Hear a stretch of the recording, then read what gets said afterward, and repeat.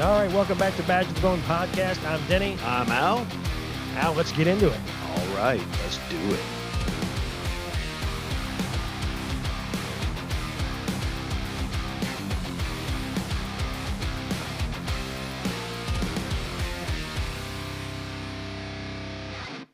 Hey, Al. Denny, how you doing? Good. I'm glad we're back for another episode. Yeah, we are off and running for season 5. Yeah, I'm excited about this one. You have been talking about this guest, and I've done some listening, and I'm really excited. I think this is going to be a great one. Good conversation. Somebody I've wanted on since we started. So without further ado, we have Jimmy Gagliano. And I want to go over because his background is pretty extensive. He graduated from the United States Military Academy in 1987 with a bachelor's in military history, went on to serve as an infantry officer with the 10th Mountain Division for 4 years. Then he joined the FBI in 1991, served until 2016. Worked a variety of positions, retiring as a supervisory special agent. He was the supervisory senior resident agent in charge of the Hudson Valley Resident Agency, New York Office Crisis Management Coordinator, New York SWAT team leader, member of the FBI's elite hostage rescue team. He was a deputy legal attaché and acting legal attaché in Mexico City, special assistant to the says ADIC in my research, but I'm assuming that's assistant director in charge.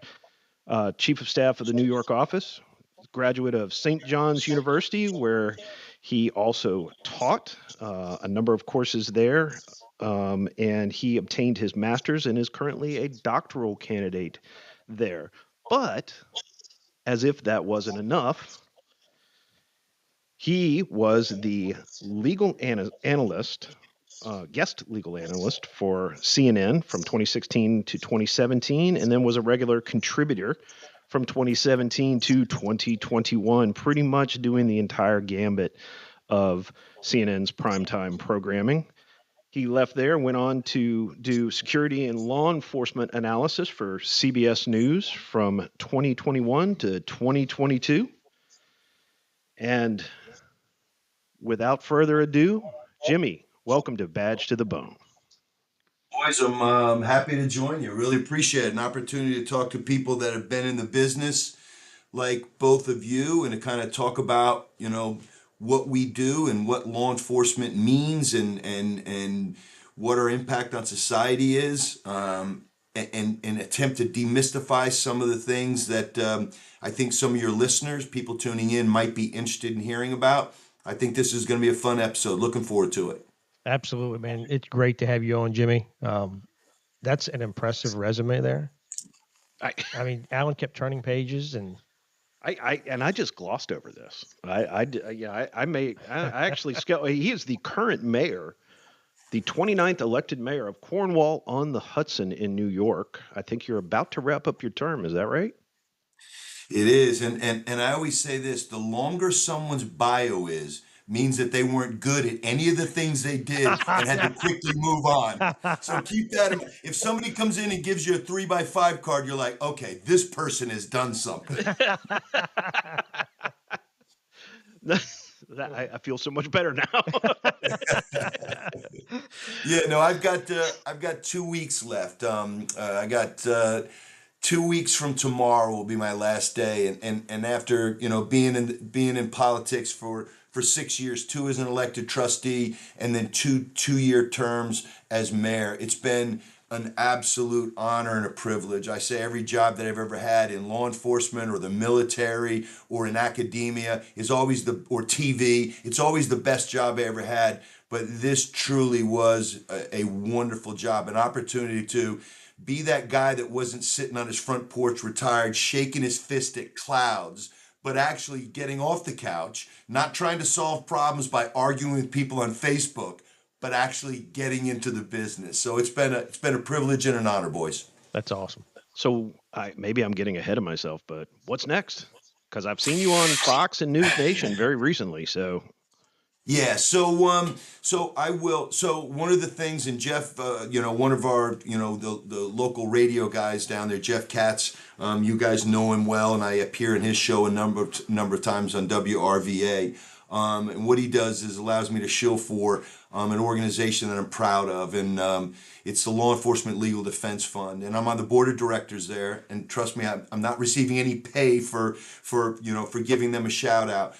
It's a wonderful organization. It was begun in the 1990s, and what its primary focus is to provide legal aid, legal funding for litigation purposes for unjustly accused police officers, state troopers, and federal agents. And it's really a passion of mine. And that kind of dovetails into, you mentioned my TV work. I'll get back to doing some of that too, because my job, I feel like so much, is to explain and demystify how things are happening or why things are happening. Was it a good shoot or a bad shoot? What are the police doing right now? We just had a mass shooting at a local elementary school. What's happening right now behind the scenes? I'll do a little bit of that, and then I'd like to go back to teaching. And I think a big part of it is, I spent 25 years in law enforcement. I understand the practitioner perspective. Getting into academia, it was to get the theoretical perspective, because people will trust you. Okay, you've been in it and you've done it, but you don't understand the theory. And then if you're in academia, they go, well, you understand the theoretical construct of policing, but you've never done it. So I want to marry those two things. And again, my goal is to be a frontline defense for good policing. We all know that there's an infinitesimal amount of bad people that are cops, and we got to get rid of them.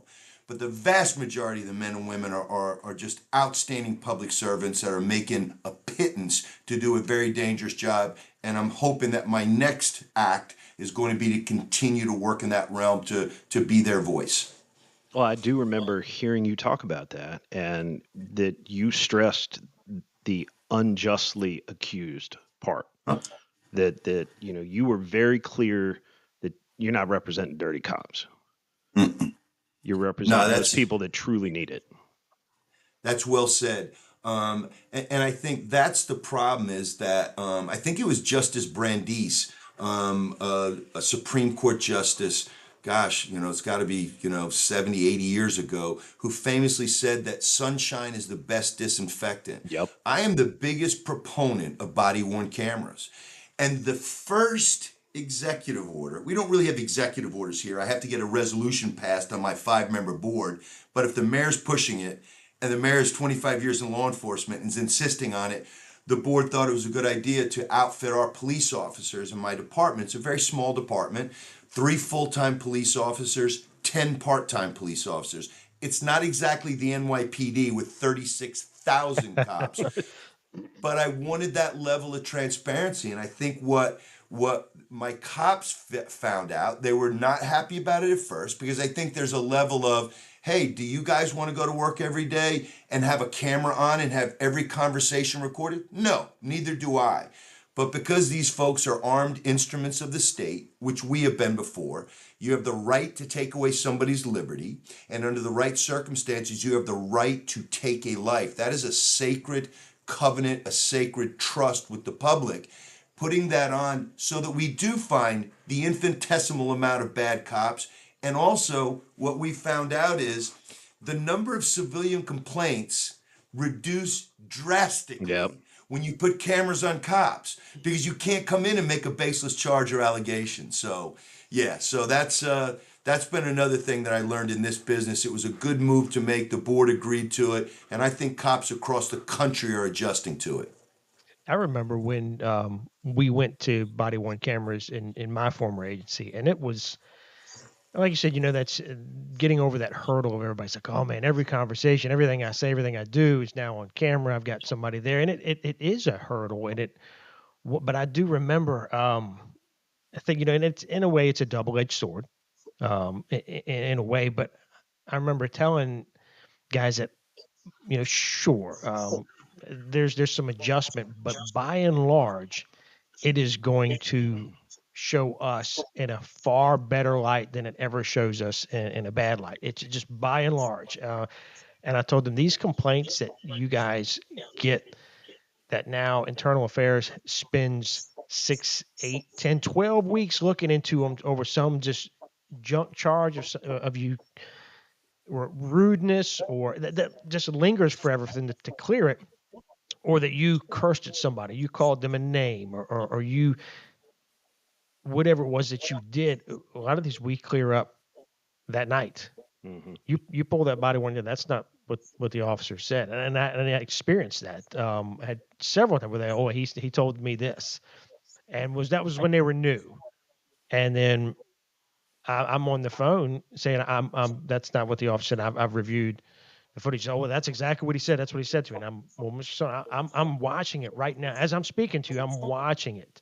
And he said, well, I don't believe that's what's on it. I'm like, well, this is where our precinct is. You're more than welcome to come here, meet me here, and I'd be glad to go over it with you. And then that was the end of it. But it cleared so many complaints that would have probably taken, like I say, 6, 8, 12 weeks for Internal Affairs to finally get to and go and speak with people and take statements down, to where now it exonerates it like that. Argue that it will exonerate far more cops than it will indict. And to your point, I think, Dennis, the important thing is having a good policy, because you pointed out, nobody wants to have their personal conversation. You're in the car with your partner, driving, on patrol. That is not subject to body worn camera. Right. Our policy states when you exit the vehicle and you engage, not helping Mrs. McGillicuddy across the street, but when you engage with the public on a matter, you put the body worn camera on, and God forbid you forget, we have a 2-minute buffer that will pick up the audio, not the video, but it'll pick up the audio in case you forget, and all of a sudden you go, oops, this is going sideways, I need to put it on. So really, it's important, and that's where policymakers, like people like me in politics, have to come forward and say, and I'll give you a real quick example. Our board had to not struggle with, but we had some debate about, now that you have body worn camera footage, if a police officer is involved in an incident that results in a civilian complaint, should the police officer be allowed to view the body worn camera footage prior to making a statement? Now, from my perspective, that was huge. Yes, I made the argument for this village. And again, I'm not the president, I'm not the governor, I'm not a senator, I'm not a representative, but for this village, I made the argument to my board, yes, because I've been in high risk, exigent circumstances where people are pointing guns and adrenaline is up and rounds are flying, and the auditory exclusion, the fact that you think you did this and then something, that you should provide that officer every bit of available evidence possible first before requiring him to make a statement. Now, we have people that thought that I was wrong about that and said, no, that officer should make a statement first. And I said, but why? Why wouldn't you want to provide everything available so that what he puts down on paper when he does that and makes his statement is correct and accurate? And that body worn camera footage is going to help that cop do that. Well, the board voted and agreed with me, and that's what our policy is. Now, every municipality has different policies, but it is important to have what I feel is good policy and fair policy to our police officers. They're entitled to due process too. That was huge. Yeah, I 100% agreed. Absolutely. There's just too many details you can just not quite remember with stress. And I had fussed about that too, because they struggle with that around here. And I always get worried that, that they're trying to use it as, we're going to use it as a gotcha moment. We're going to, you're not going to remember a specific detail, and then it's going to be, we got you. You're lying. You're excluding information. Well, no, that's just not. I didn't see that I was in the tunnel vision, or I had this, or I heard that, I say audio exclusion, but it's that they turn it into a gotcha moment as opposed to truly trying to find the truth. The idea is to get the truth. Not try to turn this into some gotcha moment. So, man, I'm glad y'all did that. Well, to add to that, too, I think there should be a cooling off period before you interview the officer. And that's going to be, subject to the type of incident and some debate. But, if you had somebody who was just involved in an officer involved shooting, they had to take a life. It is inappropriate to interview them immediately after.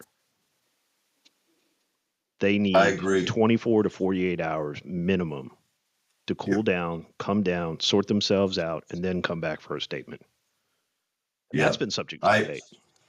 I agree. And to both of your point, I mean, if the goal is to get to the truth, that's what we want. Yep. The goal is to get to the truth. That's what you do. But if you're looking for the gotcha and you're going, no, I don't want the officer to see the body-worn camera footage because maybe he got one word wrong or, a preposition out of place, and I want to be able to use that in a civil suit or a criminal suit to hammer him, it's not right.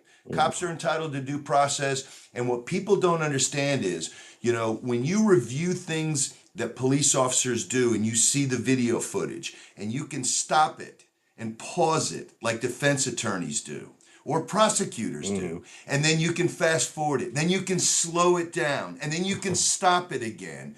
You are dealing in a situation that police officer in low light, stressful conditions, not knowing what you know now because you're doing this post facto.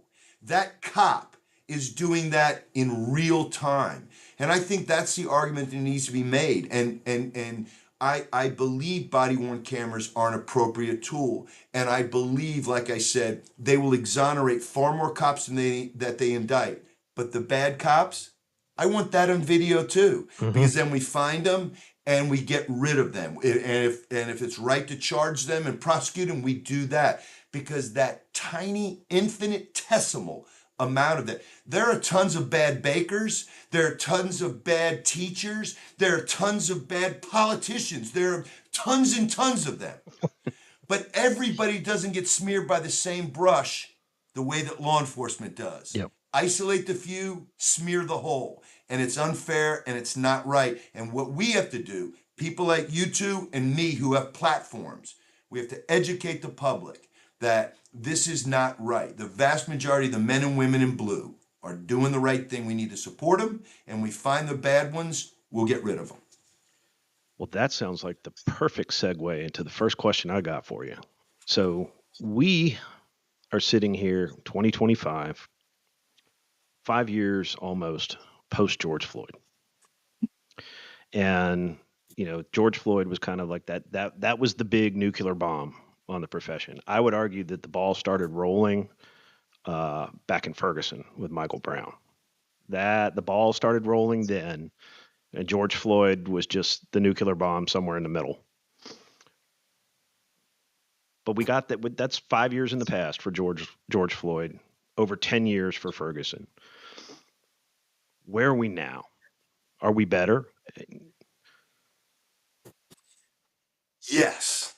And I'll try to keep this as tight as I can. And you teed this up perfectly. So Ferguson happens in the summer of 2014, and you're referring to a young teenager. Now, when I say teenager, a 19-year-old man who was 200 plus pounds, who with an associate conducts a strong arm robbery. And for the folks that are listening to your show that don't understand the difference between strong arm and somebody with a weapon, he basically assaulted a store clerk and stole a box of cigarillos, Black and Milds, the little cigars in a convenience store. When he was when he was stopped, he was walking in the middle of the street with his associate, and a Ferguson police officer stopped him. He became belligerent, charged at the officer who told him to stop. The officer drew his weapon, and at that point in time, the teenager attempted to disarm the police officer. The police officer reluctantly, because I don't know too many police officers that actually look forward to taking a life. It will change your life forever. I have served with cops that have done it, that have had to. I've served with FBI agents who have done it and had to. It is something you never, ever, ever get over. No matter how justifiable it is, you took a human life. Well, and I don't want to turn this into politics, but certain elements of our population decided to turn this into a racial issue. That the fact that this young man was shot and killed was because the police officer in Ferguson was white, and the assailant, the person that had conducted the strong arm robbery and attacked the police officer, was a young African American, 19 years old. The tropes, the canards, the calumnies that came out of that, this whole joke about hands up, don't shoot, that this young man was stopped on his knees with his hands up, got shot in the back. It was all a lie. It was all a lie. The Eric Holder Department of Justice determined that it was a justifiable shooting, but that didn't matter. Cities burned. Black Lives Matter was formed. And look, I think protest groups are healthy. We became a nation back in 1776 because we protested King George III. I get all that. It's the way that it was done. And cops became the enemy. Well, I will go back to CNN, and I have to, I remember the whole panel. I remember sitting there in my living room and watching primetime, and the whole panel does the hands up, don't shoot thing. And that was, I looked over at my wife and I was like, that's it. We're screwed. Now, Alan, I wasn't there then. Let me say for the record, I was not there then. And I certainly wasn't on that panel if I had I know been. you weren't. But I remember that was, to me, that is like the mental image in my head of, this is the tipping point. This is it. We're done. We're in for it. Yeah.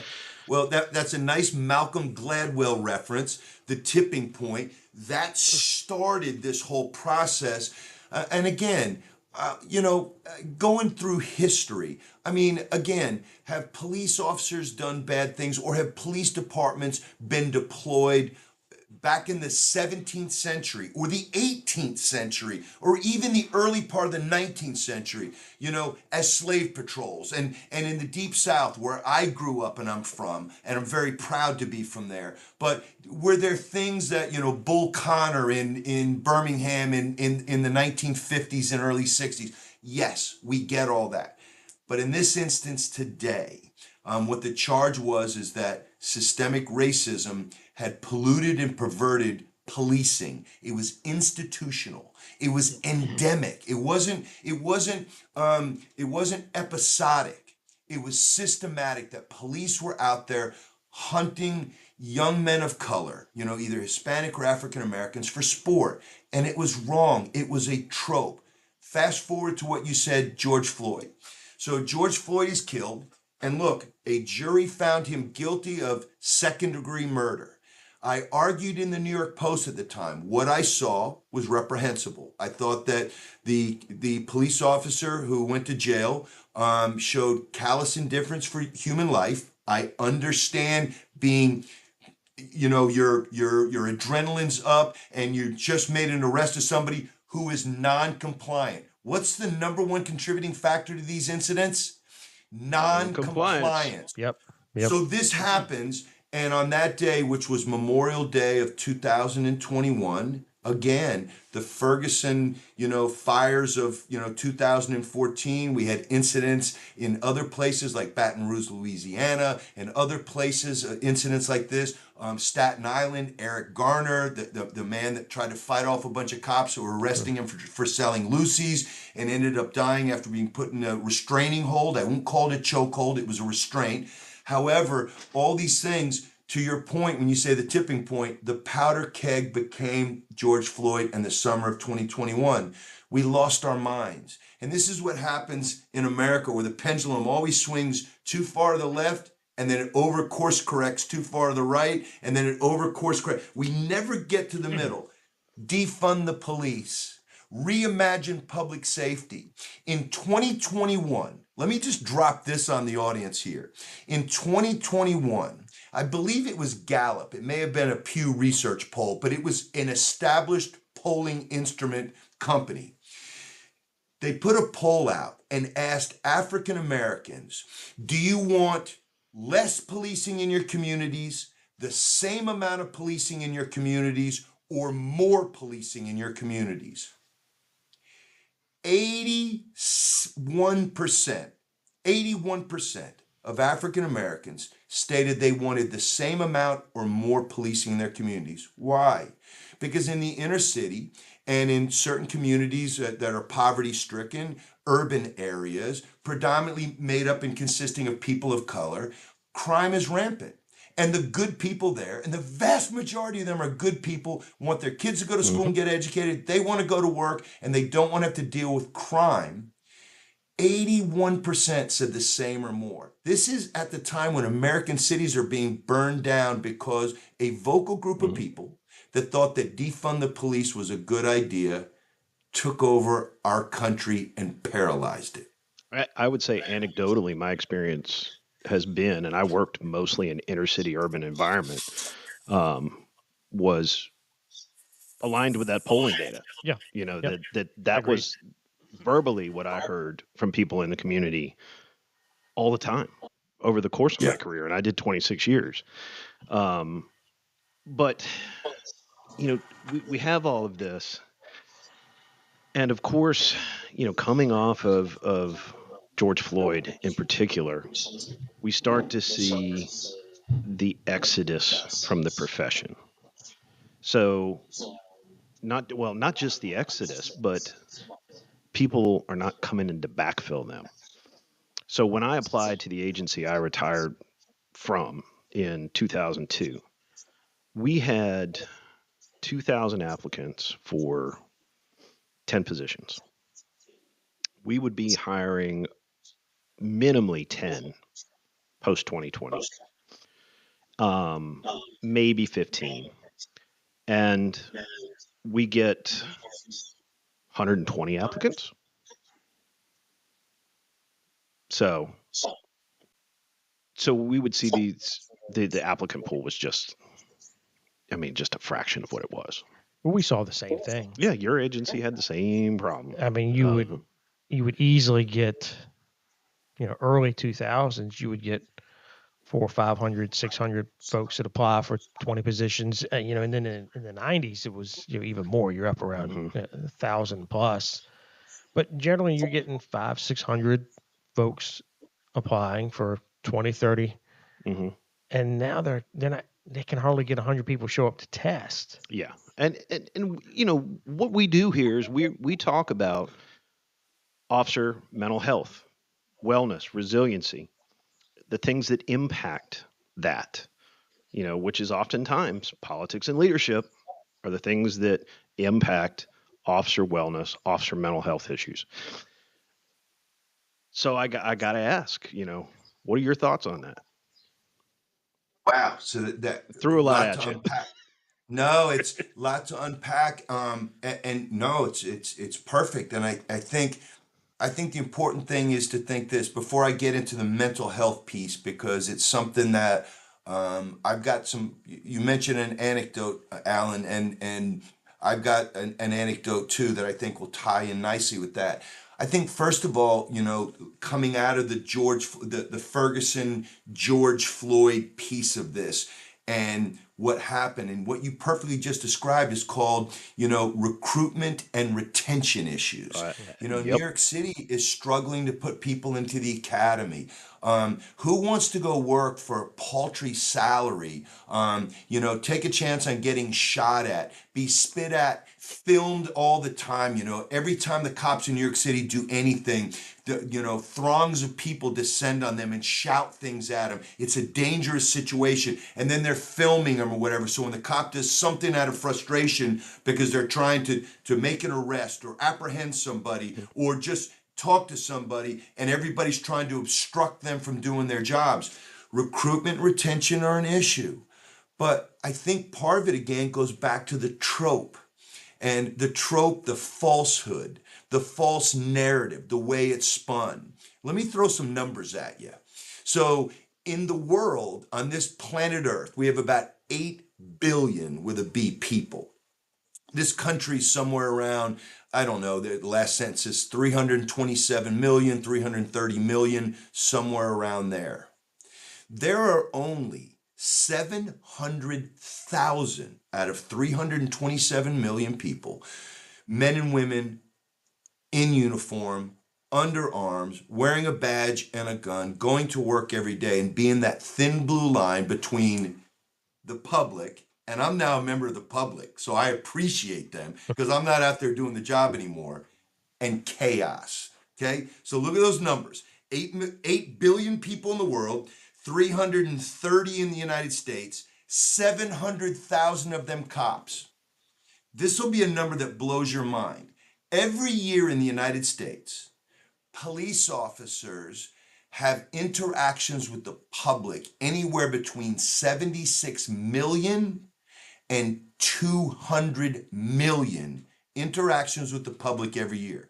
That's helping Mrs. McGillicuddy across the street. Yep. That's helping Mr. Smith get his cat out of a tree. That's responding to a domestic, responding to a bank robbery, seeing a drug deal happen in an open air drug market and getting out and responding. 76 million to somewhere close to 200 million. People that are listening to this will never guess this. Ask this question. How many people are shot and killed by police officers in this country every year? Oh, Jimmy, it's hundreds of thousands. 1,000 people a year. So in 2017, I think it was 981. It has ticked up slowly to 2024. I think we're just at like 1,100 a year. So anywhere between 900 and 1,100, let's just use 1,000 as that line. 1,000. Of those 1,000, and you guys were former cops, I'll throw this out to you.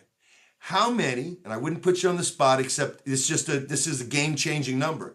How many of those 1,000 people shot and killed by police were unarmed? I have not looked because the Washington Post keeps a pretty good database of this, of all places. They do. They actually keep a good one. And since 2015, they started, the FBI didn't get into the business until 2018, which is a shame, but you're right. But I won't put you on the spot because I wouldn't have guessed it. I think it was a pretty low number, somewhere 120, 150, something like that. Even less than that, 50 to 60. Wow. Every year since 2015 to 2024, it's about 50 or 60 people.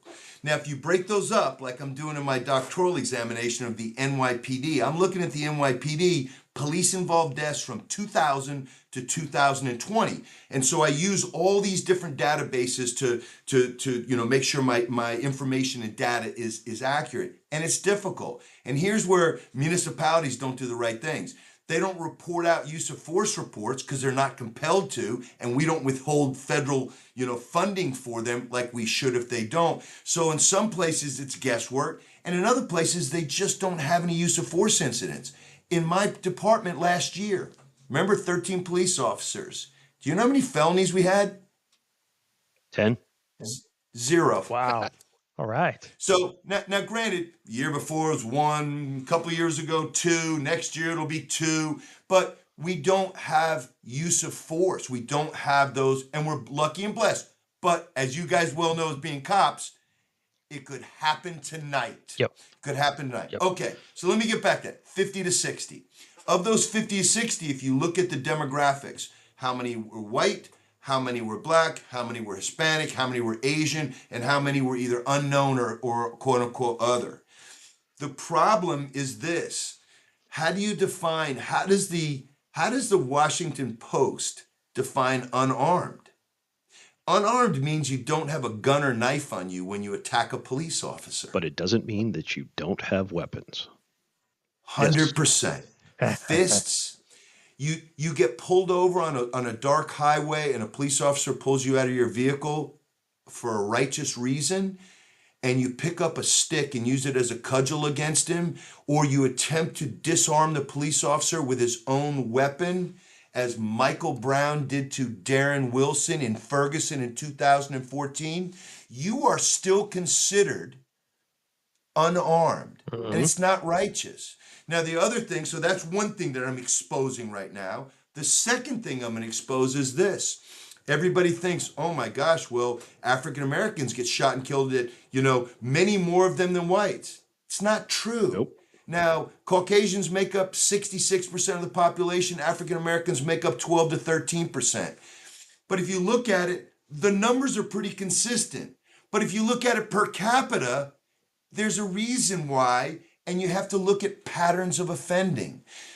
We don't all offend the same. You can't look at everybody pulled over on the Jersey Turnpike for speeding one year and accuse the New Jersey State Patrol of racism because they pulled over more Asian drivers than white, African American, or Hispanic.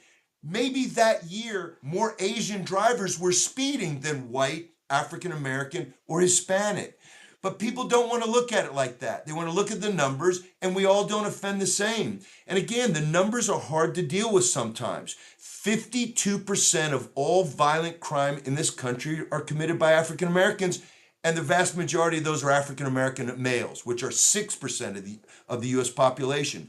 So if you disproportionately offend, you are disproportionately going to come in contact with police through interactions. And that means there's going to be a disproportionate number of times where there are going to be officer-involved shootings, which you stated, or police-involved deaths. So those are the problems. Now, segueing that into mental health, that's what's driving people away from this profession. As soon as people can retire now, they get the hell out. Oh, yeah. And if they can go to a safer environment, they leave and they go do that. And here's the other problem. We can't recruit kids now. You want to come in after everything you've seen on the news and deal with this? I bleed blue like you guys do.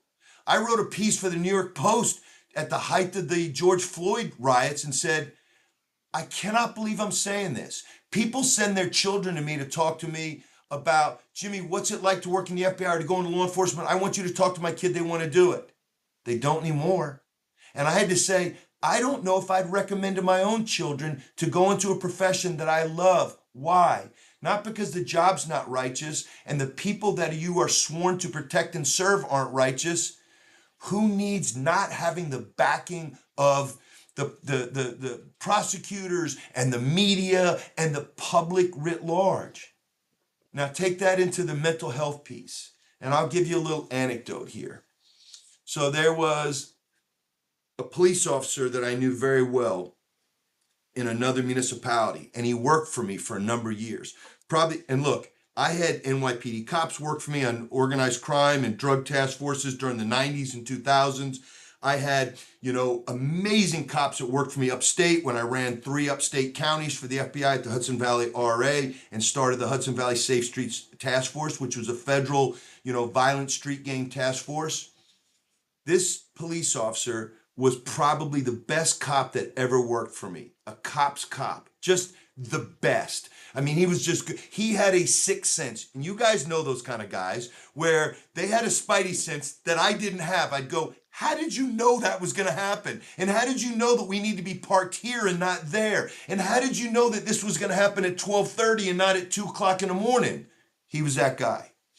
So he went and he applied. He had worked 25 years for a municipality in upstate New York, and then he retired and went into a business. He had a landscaping business and some other things. 10 years ago, and I struggle to tell this story, he tried to hang himself. He had a wife. He had 5 beautiful kids. He tried to hang himself. He failed at that effort. And you can say maybe it was just a call for help. There are 2 professions in this country where the divorce rates are the highest and the suicide rates are the highest. Law enforcement and the U.S. military. So he was both, former Marine and a cop, retired. So this was a call for help. He did what he was supposed to do. He did what he's supposed to do. When his wife found him and he got up and said, I need help. I'm dealing with depression. She said, I know you've been going through this for a while. I didn't think it was going to get to this level.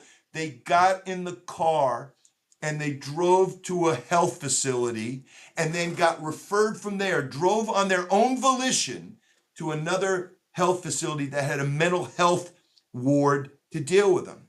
He stayed overnight. They put him in touch with a psychiatrist. So the psychiatrist said, he's okay. They released him. He went home. He remained in that psychiatrist's care for the last 9.5 years. He's an avid hunter. He's a cop. He's a Second Amendment proponent, has plenty of guns. No one ever came to collect his weapons up. He was never committed, and he was never adjudicated in New York State. And this term is going to sound like it's out of the 70s, but it's still on the New York State books, right? As a mental defect, which is what the term is. Jeez. He gets on with his life, takes his medications, no problems for a decade. He decides he wants to come back and work as a cop part-time. They run his background. Background comes up, no, Alan. Background comes up clean in New York State. Okay. They hire him. He goes to work. Issued a Glock.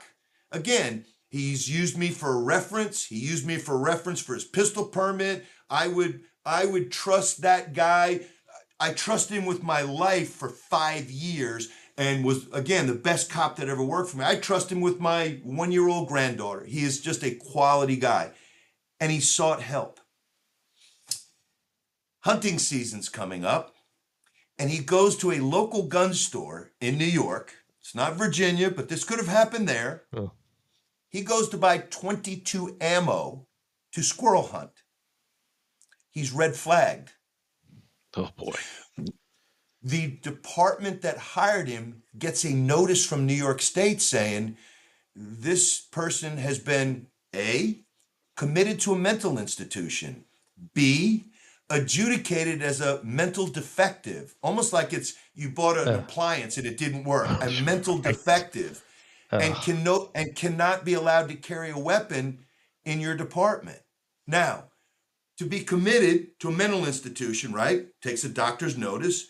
To be adjudicated, you have to go to court and have your attorney stand next to you, and a judge rules this case has been adjudicated, and you are now, you cannot own guns in New York State. None of that happened. None of it. Boy. So he was immediately stood down, placed on modified duty, put on admin leave while he attempts to clean this up. And I remember him coming and talking to me about it and saying, this is what they've asked us to do. If you need help, seek it out. Yep. I did that. I did it 10 years ago. And I have a psychiatrist note from today saying, this man is perfectly suited to continue to be a police officer 10 years after retirement, wanted to get back into it in a part-time capacity. So when you ask me about mental health, it's personal, it's poignant for me, and it's something that this was the first time I had ever dealt with it. Because when I was in law enforcement, different time in this country where we didn't talk about it. Yep. If you said that you felt depressed, hey, suck it up, buttercup. We're all depressed. Get back to work. Now we look at mental health differently. But in this instance, here's somebody that came forward for help. Now, would I or the place where he's working ever have vouched for him if he had tried to take somebody else's life and I felt he was a threat to somebody else? It's not what he did. Tried to take his own life, not with a firearm. I mean, not that one way is worse or better than another, but tried to hang himself 10 years ago. And now he's tangled up, tied up in the bureaucracy, and all he wants to do is come back to work and do this. Well, what do you think about that? That is the kind of stuff that we talk about here all the time. In fact, before we went on air tonight, we were talking about just another significant grouping of suicides. There was one out of Texas where they had 4 recently, very recently, 4 suicides in one department. And we have seen that. One of the things when we present to public groups, we talk about, okay, here are the line of duty deaths, right? And here are what we have done to ourselves. These are the suicides. And every year, the suicides surpass the line of duty deaths every year. And one of the things we also talk about here all the time is this idea that the politics, the profession, unfortunately, our own leadership with some of the gotcha stuff, we're trying to, I'll be very blunt about it, trying to kowtow to their elected bosses, have created this environment that is really driving officer mental health in a bad direction. And we're always wondering how do we change that? How do we reverse that? Because it just keeps getting worse. And we do have that environment because we're products of that generation too, where it was suck it up buttercup, Yep. I mean, it was literally, it wasn't talked about. It sure as hell was not taught. You didn't get anything at in-service. You didn't get anything at the basic academy. It was a non-issue. And honestly, I mean, Denny and I talking about it amongst ourselves, it's really been within the last 5-6 years. Sure. Yeah, that's about right. That we're starting to hear about it. In a media setting, you're hearing about it from your chiefs, your sheriffs, so forth. It's out in the open. I'm still not convinced that we're doing everything that we should be as a profession. Well, what concerns me with that story, or really disturbs me with it, is you have, just like you said, you had somebody that had an issue, right, was struggling with something. They took all the steps, all the things that we say that you should do, that you need to do, to get yourself healthy, to get yourself better, to get yourself back to how you want to be. That person did it, but they still end up having consequences from that. And it's not the first situation that we've heard of, or that that we've had people on to talk about. I did the thing that I was supposed to do. Because we talk about this, we use this mantra: stop the stigma. Okay, well, I'm trying to stop the stigma, and now I've been stigmatized, and we've just got to do better. Yeah, it breaks my heart again because I know this officer, and just to to the original point, you're telling people that need help to come and get it. Mm-hmm. And again, would my position be different if he tried to shoot up a school? Of course. But this is someone that was struggling with depression, wasn't looking to hurt anybody else, has wife and children and everything, made a poor decision in the moment, failed at it, which, trust me, I'm not a psychologist or psychiatrist, but that that's a cry for help. Then went and got that cry for help, was never committed, Mm-hmm. right? Committed is an involuntary committal where you are put somewhere against your will, went there with his wife, went through the process, and has been under the care of a doctor since then, takes certain meds. Not a violent guy at all. So, any of those things have been different. I'd have been like, I'm not recommending this guy. Love him, Yep. but I don't want to put it, but none of those things were part of it. But yeah, it's just, I'm normally the feel-good guy that, tells you stories of people succeeding against the odds and all that. And I hope I can come back one day and tell you the story and say, yeah, he did succeed. He's doing everything that he needs to do to get his certification back. And it's a slow and laborious process. That government at whatever level, it works at a glacial pace. But he's going through the New York State Police and, working through them and the Department of Mental Health for New York State. But this guy, I will state this to go to my grave, the greatest cop I ever worked with and a good human being. And here we are talking about something, well, if he had colon cancer or if he had kidney stones or if he had emphysema because he smoked 10 packs a day like some of the old crusty FBI agents I worked with did, the Hoover guys, we would give him the benefit of the doubt. But in this instance, we're not. And I don't think that's what the red flag look, I there's a need for red flag laws. I get that. But in this instance, it didn't meet the metrics for that.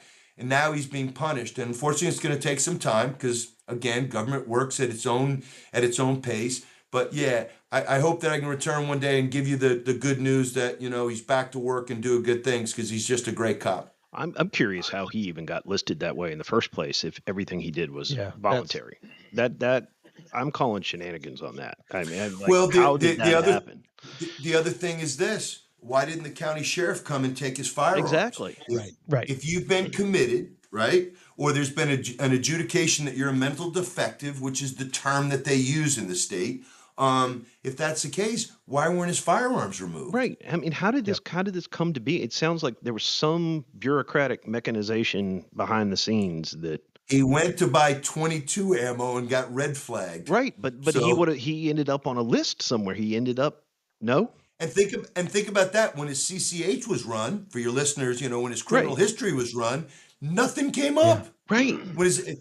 So that's that's a fear that officers have, that if I do the right things, if I come in and do the right thing, is it still going to backfire, and I'm still going to either lose my job, lose my weapon, or they're going to come take all my firearms, and now I can't take my kid hunting. That's the things that they're thinking about. So then it becomes, well, I'm just going to dig my heels in, and I'm not going to say a word about it. Right. They're going to have to come and force me to go somewhere, and then it just snowballs from there, because it's that fear that is just going to end up being held against me or used against me. And perfectly said. Right. Perfectly said. And in this show, the show we're doing now was born out of our own struggles.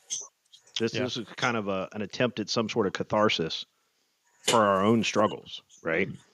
Sure. And I've been very candid about saying, the first time that I sought help, I kept it a secret from my agency.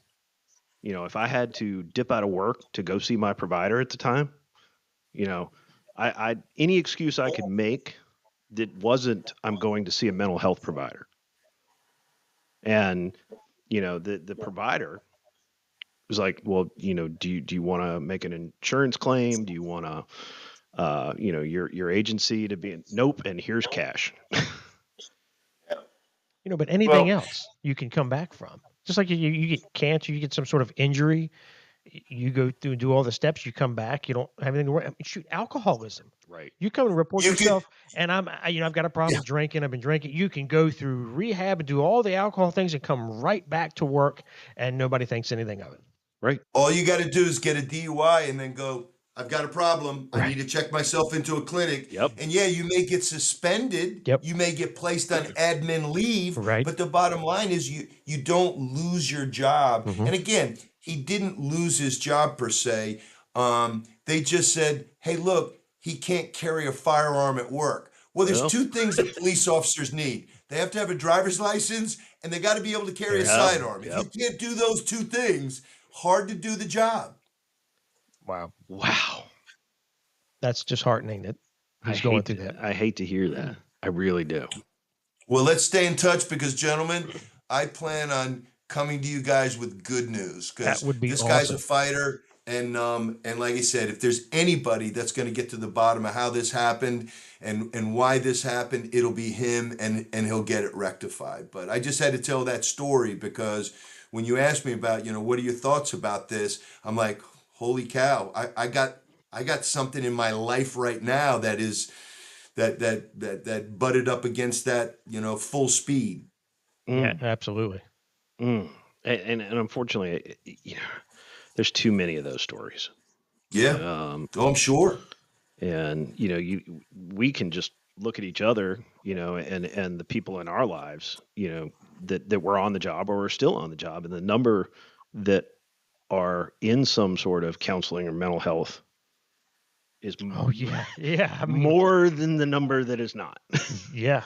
Of course, yeah. Which, I guess that's a good thing because, it's getting recognized and it's getting dealt with. But at the same time, the number of people that are suffering, bothers me, causes me concern. Yeah. So, Jimmy, where do we go next? Like, what does the future hold for the profession? Because there's a lot of folks like myself that, worry that is my 12-year-old son going to choose this?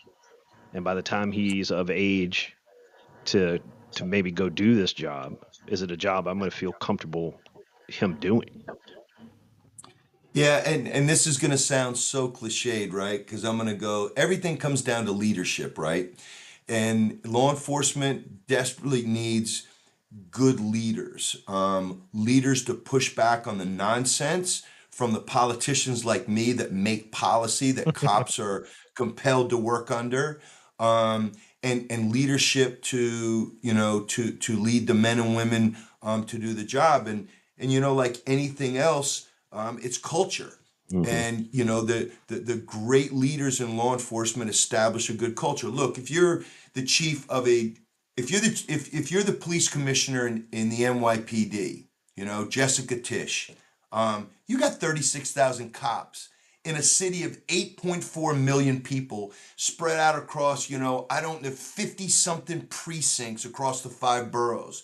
Can you know what every single cop on every single day is doing? Nope. No, you can't. But it is culture.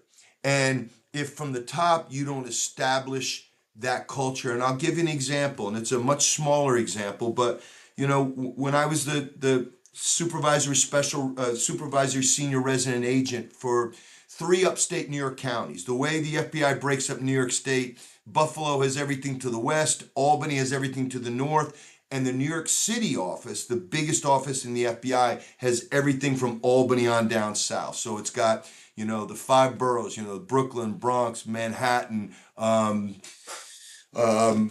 Queens, and Staten Island. And then you've got Long Island, 2 counties out there. And then you've got 6 upstate counties, 3 on the left side of the river, the 3 on the other side of the river, the Hudson River. So of those 13 counties, I had 3 of them that I was in charge of. And I'll never forget when I went up there, and this was in 2008, and we're still kind of fresh off of 9/11 where everybody had pivoted. Counterterrorism was the thing. And I remember saying to my bosses, hey, look, I've got this city called Newburgh, New York in my territory, right? Which is very close to where I live now. And I coach basketball there at the Boys and Girls Club. And I'm telling you right now, the residents there, they're not worried about Al Qaeda. They're worried about their child walking to school and getting caught between the war between the Latin Kings and the Bloods. And if you don't recognize that right now, that is the focus we need to put our resources. Al Qaeda is important, but for this little slice, this city of 29,000 people, sleepy little city on the west side of the Hudson River, about an hour north of New York City, it is per capita the murder capital of New York City. Not Brownsville, Brooklyn, not Jamaica, Queens, not Rochester, New York, not Buffalo, none of those places. It's Newburgh, New York. And so I got the permission to do it. I tend to have a little forceful personality, and when things don't, I tend to be able to push them along. And I was very lucky and blessed. I had people up top that were okay with it. Well, here's the thing. I go about setting up a multi-agency Safe Streets task force. So I went around to all the different police agencies in the area with my hat in hand. That had never happened before at the FBI, because the FBI is too haughty. Cops need to come to us. I went and knocked on doors. Troop commanders from the New York State Police, all the local police departments. I knocked on the door, shook hands, introduced myself, formed relationships. That's huge in law enforcement, right? The old saying, you should never meet outside the yellow police tape and say, hi, I'm from this agency. Who are you? You should know people in your region when you meet by the police tape and where the chalk outline of a body is. So I start recruiting all these guys, and it was slow. They didn't trust me at first, and all of a sudden I get one guy, and then somebody else gives me somebody, and then somebody else gives me somebody. Next thing you know, I have a 35-member task force, and it was up and running and humming. I had 10 detectives from all the different cities around Poughkeepsie and Ellenville and Monticello and Middletown and Newburgh. I had Bureau of Alcohol and Tobacco and Firearms, the DEA on board. I had the Marshal Service on board, the Department of Corrections, all these different departments. I get this one cop that comes in, and they set up their desk, and as a bureau boss, our rules are this. We work in a big bullpen. I know Barney Miller, you guys are much younger than when Barney Miller was on TV, but we work in a bullpen. So, there's 4 desks put together, there's a phone there, and people are, there's a lot of ball busting that goes on. It's like a precinct, but with senior investigators and detectives and troop, commanders and things like that. Well, we had just gotten a new guy on board, and he's setting up, it's a cubicle, but it's an open area, and the cubicles are so low you can see over the top. He's putting pictures of his family up. He's a Giants fan. He puts up pictures of the New York Giants. He puts up a little phone directory, and then he puts up this, it looked like it was in like, I don't know, 90-point font, and it says, "It's us versus them." And he puts it up over the top of his desk. Now, I have never, ever, ever told a cop or an agent how to set their desk up. You know, I had an office. They sit out in the bullpen, and it's that's their little fiefdom. But I called the guy in and said, "Hey, I just, noticed you put this sign up there." I said, "I hope you understand. I bring in the assistant director in charge. I bring in troop colonels from the New York State Police. I brought in assistant directors from the DEA. They all come down here to see what we're doing, and we're making cases right now, and we're doing good things. We're putting people in jail, taking bad guys off the street." He says, "Well, Jimmy, you got to understand, come on, boss. I mean, it's the thin blue line." I said, "Do you understand what the thin blue line means? The thin blue line means we are that line between the public and chaos. We're the ones that step up. If you want a Game of Thrones reference, we're the ones on the wall, keeping the White Walkers away from all of the good people." He says, "I know, but it's just, it's a thing." I said, "Here's the thing. I don't think you're racist. I don't think you're bigoted. I don't think any of those things.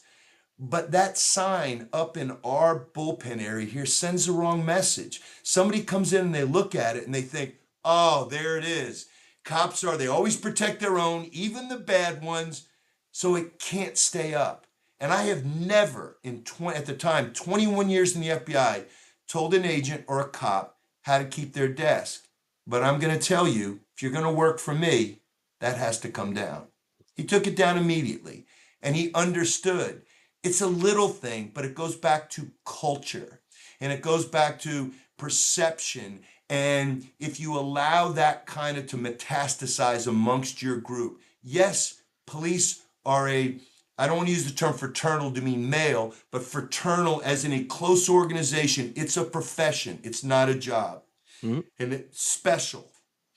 And yes, we stick by each other, but we don't stick by bad ones. And we don't want to do anything to give the public the misperception that we're looking at this as it's us versus you. And so that's my example of leadership and culture, and how, I only had to, in that office, I had, 115, 120 agents on that task force, maybe 35 or 40 cops and agents that directly answered to me there. I had larger groups that I supervised in different positions and everything. But I didn't supervise 36,000 people. But if you make sure that culture gets spread to the next level of bosses and the next level of bosses down and the next level of bosses down, and they know that you don't tolerate BS and that you're going to do the right thing, you're always going to do the right thing no matter how hard it is to do, they'll crawl across broken glass for you. We need more of that. Agreed. Absolutely. We do. And I sometimes have a concern that we have a dearth of that. Yeah. I've got one last question for you before we wrap. Okay. You are somebody that has a couple feet in media, national media. Okay. You think we're ever going to get a fair shake from them? So that's a great question. And I say this, I spent almost 5 years, but 4 years as a paid salaried contributor at CNN during some tough times. 2016 to 2021 wasn't a great time to be a cop. No. Or to be a Republican, by the way. And also at CBS. And I always said that I enjoyed that experience much more than I do, when I go on Fox now as a guest or even at News Nation, because I like playing away games. Home games are easy. When you're on an away game and there's 4 other people on the panel and you know that they think horrible things about police officers and you have to defend that, I like that and I appreciate that. Now, having said that, I think we have to keep doing what we're doing. When I say what we're doing in the media, what you guys are doing with your podcast and your platform is you're demystifying the process. People listen in out of curiosity and they hear two regular guys having a conversation. And you bring guests on that, you can poke them and ask them questions and agree and probe and do those kind of things. And what you're doing is you're demystifying the profession. People think we're robots and we're automatons, and we're not. We're human beings. And when human beings in our profession are forced to make split-second judgment decisions that are then scrutinized, with 2020 hindsight, it's helping people understand that and dispelling the tropes and the myths that that cops go into the profession because they want to maintain a particular order, whether it's white supremacy or an autocracy or fascism or whatever, and they'll use all kinds of examples. I say it all the time. I spent 25 years in the FBI.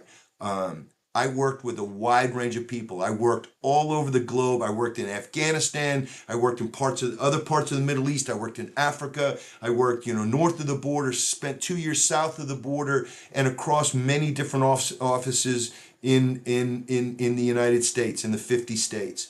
And I'll say this, when I got to CNN, I was the first FBI agent that the vast majority of people sitting in the green room with me waiting to go on set had ever met. So they talk to me and they're like, wow, I had no idea. I mean, because you see things in the movies or you see things on TV. And I think a lot of that too is people's experiences with cops.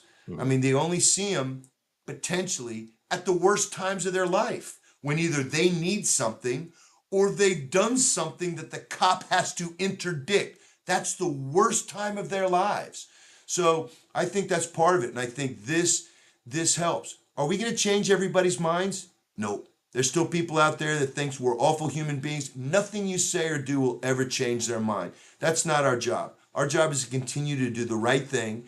And with the platforms that we have, like I said, my job going forward is going to be defending good cops, demystifying the profession, and being there to explain things, because sometimes people will see something that happens on the news and they'll see a tiny video clip segment and that's all they care about. They don't care about what happened before. They don't care about what happened after. They care about this. And again, in the media, our job is to push back on that and to say, no, you don't have the full story. And what you're looking at is that it may look to you like that.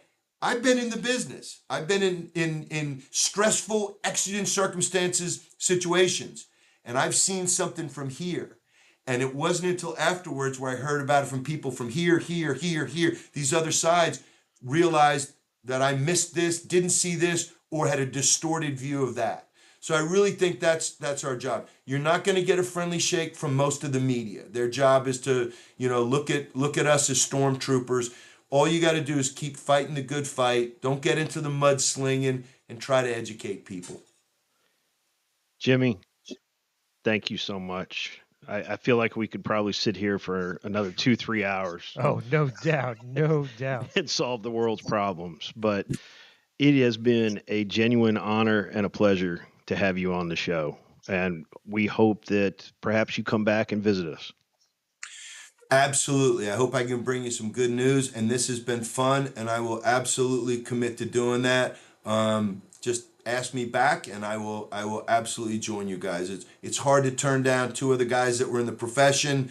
What you're doing is a good thing by trying to put a wide array of people on and again trying to your mission, whether you knew it or not, is you are demystifying the profession to people that are in their car on a long trip, want to listen to some intelligent conversation, maybe an interesting guest, maybe you're stuck with me, but they want to hear that kind of discussion. They want to learn something, and you guys have the platform to do it. So I wish you the best, and I absolutely will come back. Thank you so much, Jimmy. Been awesome. Thank you, Jimmy. All the best. Have a good one. Appreciate you guys. Man, I'm really glad we got Jimmy on. That Great conversation, very positive. I had wanted him on for so long, and finally was able to reach out and connect, and just really grateful that he took time to come on and talk to us. Yeah, that was just awesome. What a great dude. A lot of experience. Man. I mean, he's done a lot, and he's still doing a lot. And he approaches it, I think, from a genuine, servant mindset. Absolutely. And the information he gives, what he talks about, is based on real factual information. It's not. There's no spin to it. There's no. We're gonna not look at this aspect of it. It's when he talked about the statistics, stuff like that. It's data driven. It is, but it's also understanding the data. When he talked about we offend at different rates, that's huge. That people just don't get, and most people don't address that. No, I mean I have a dear friend of mine in academia who specifically deals with sociology, and he said that it's one thing, man, you can't talk about that. You can't talk about that, and so it's good to hear it talked about, because it's, you can't find a solution unless you fully understand the problem. Well, that's true. And you can't get to the truth unless you want to know all of it. Mm-hmm. So you can't cherry pick what you want. Otherwise, just a great guess. I like that he's going to come back. Oh, yes. I want to hear what the resolve of that story is, and that officer. I'm hoping we get good news. I'm hoping it's a good story or a good ending for that. But the most important thing, I think, was, we talk about a lot of heavy stuff, and we talked a little bit about some of that heavy stuff tonight, but, kind of, he's very positive. Oh yeah. And in the midst of all the negativity that we do talk about, we do need to offset it with that kind of positivity and that kind of enthusiasm. I agree, because there are a lot of folks out there still serving. They need to hear something positive. They need to hear something encouraging. And there's people that are still considering to serve. And I know we talk about it's hard to encourage folks to dive into that profession because of the challenges it faces. But the truth of the matter is, we need good people in that profession. We're out, and a lot of our generation is phasing out. So it's got to continue on. Yeah, somebody's going to have to do the job. So yeah, it's always good to have that positive reinforcement. Really happy with the episode. So yeah, that was great. All right, Al, I think that's going to wrap up the episode. I believe that it does. But Al, where can they find us in the meantime? Well, they can find us at badgetothebone.com. They can also find us on Facebook at Badge to the Bone. Also, make sure to shoot us an email. Maybe you want to come on the show. Maybe you want to tell us what you think. Good or bad, we'll take it, right, Al? Exactly. So shoot us an email at wearebadgetothebone@gmail.com. That's wearebadgetothebone@gmail.com. But Al, I think that pretty much closes it out. I believe that we have wrapped the episode. All right, but as always, be safe, be well.